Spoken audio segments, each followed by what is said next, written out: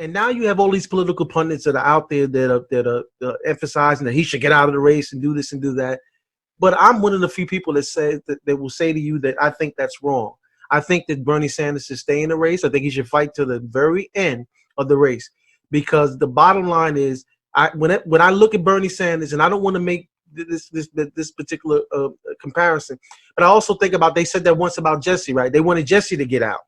But what happened was, when Jesse stayed in and he fought to the end, as you so appropriately mentioned the last time on the show, he was able to win certain things. He was able to get certain planks of political philosophies and ideas that get added to the democratic process, and so that, you know, these things, there can be changes within the party.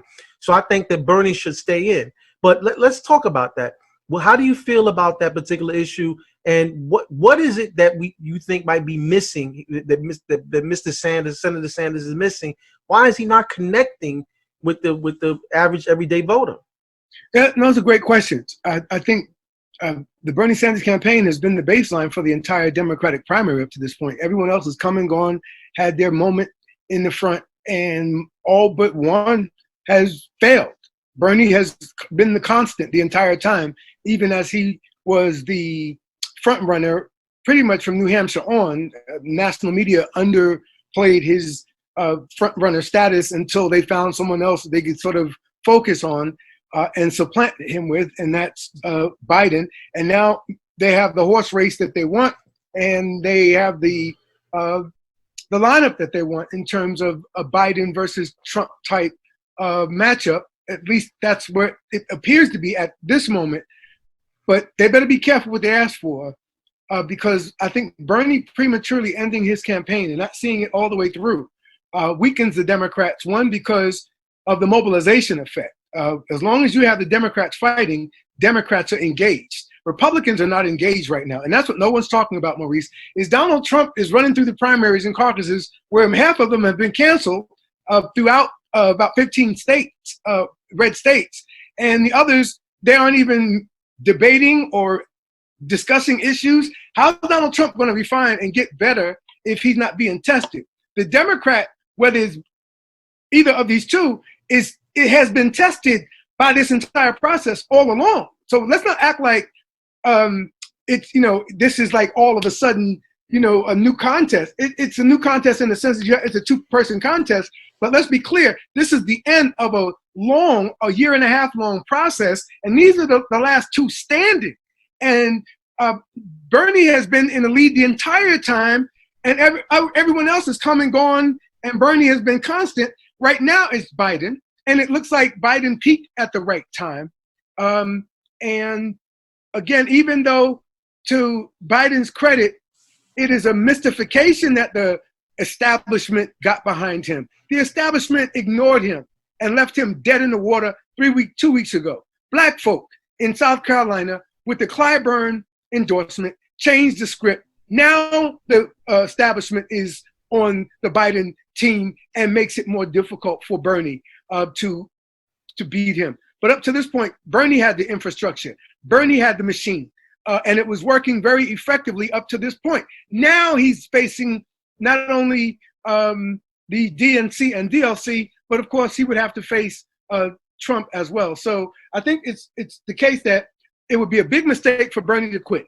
I think he's refining the Democrats, refining their issues, defining and refining, helping them to polish them up, to work through the gray areas of public option versus Medicare for all, the Affordable Health Care Act, and the different choice options that the Democrats were debating during the Democratic debates. And so I think, again, it would be a strategic error if Bernie got out, because it would take away the energy for the party, and nobody's going to get excited about Joe Biden by himself if Bernie's not involved. And it's just Biden for the next 7 months, 8 months.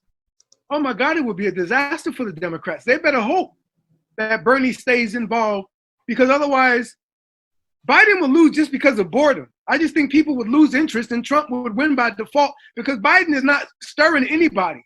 Black folk are mobilized on their own out of fear of Trump, especially older blacks, I think, and maybe some desire to preserve the Obama presidency. But Bernie Sanders leaving or suspending his campaign now, when the truth is, Maurice, this whole thing is set up for nobody to win.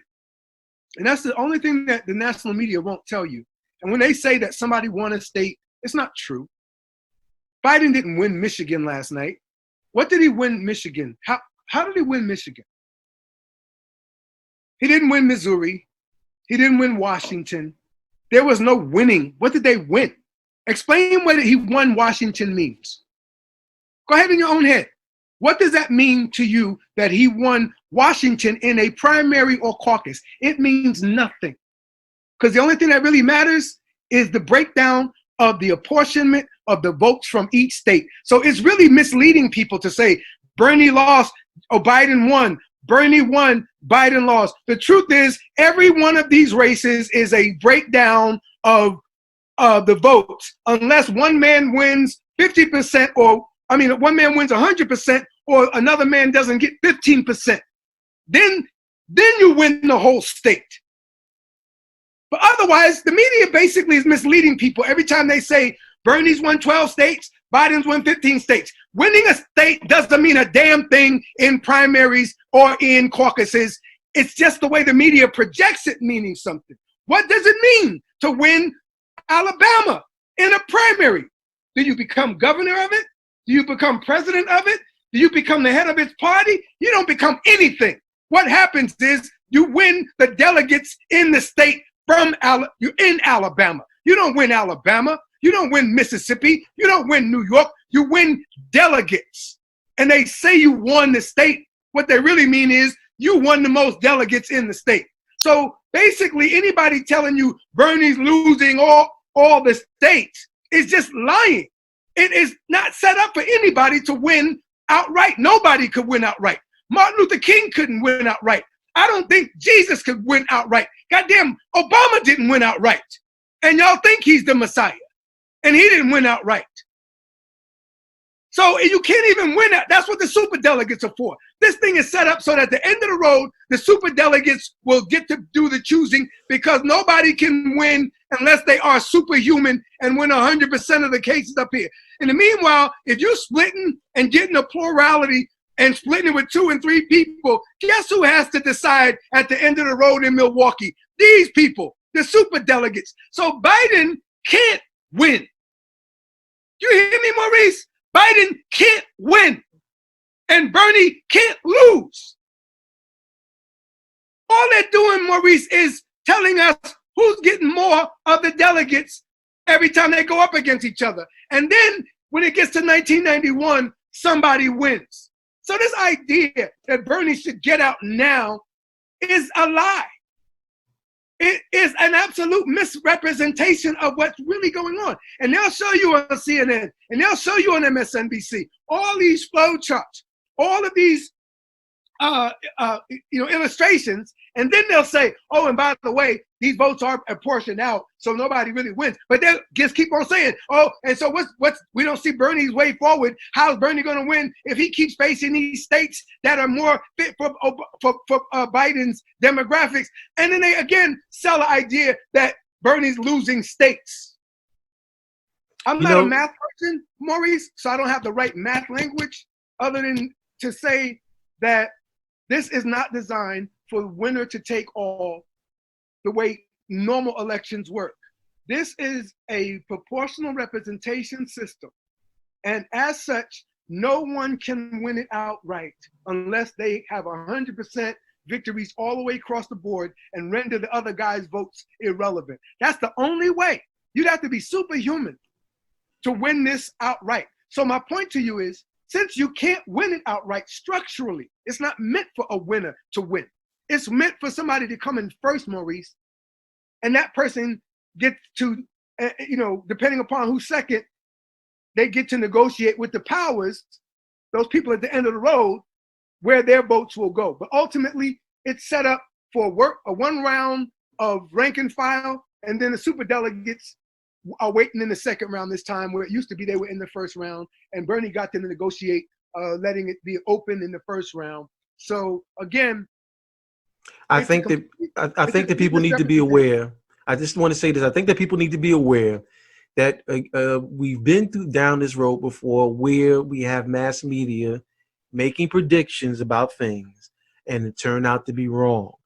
Yeah. So I don't want the young people who seem to be enthusiastic about Bernie to lose that enthusiasm and become disengaged from this political process, because any movement that Ntume said this, any movement, the engine of any movement is young people. And so if we want people to be able to step up and participate in this particular political process, then we need to keep them engaged. This is not over.